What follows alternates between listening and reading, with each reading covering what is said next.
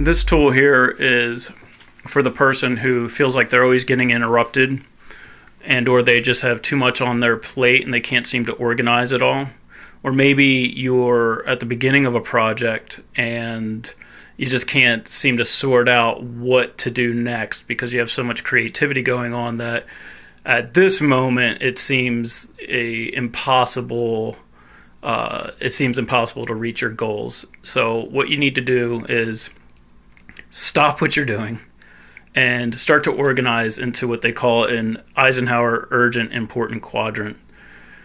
And what it looks like is something like this. You're going to draw the quadrant. You're going to have urgent and important as the title of the top left quadrant. This always leads to achieving your goals, and the consequences of not doing something in this quadrant is a catastrophic fail, like not putting gas in the car. Everything else stops if you do not finish this today. Then on the right-hand side, you've got important but not urgent. This might be something like paying bills that you have 3 or 4 days, but you have to get to it by Friday. And the consequences of not doing it immediately are not a catastrophic fail, but ultimately it creates stress not doing these things. And then you have this stuff on the bottom left-hand quadrant here that's not important, but it is urgent. This might be making sure that you go to the store to make sure that your crew has plenty of drinking water for the day. Typically, you can delegate this stuff, but having it not being done in the exact right way, or if it's a little bit late, the wheels don't fall off the bus, that kind of stuff.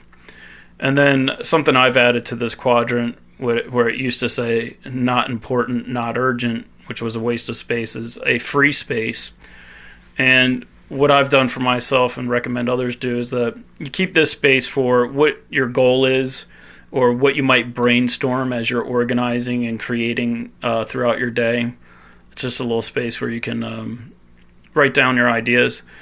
But and or more importantly, and probably the most effective use of this space, is to write a few notes on how you would feel if you got all of this done, and then you start to embody and be that person, and it will help you to kind of get coherent and to see clearer what is actually important and urgent, and bring you some sense of satisfaction.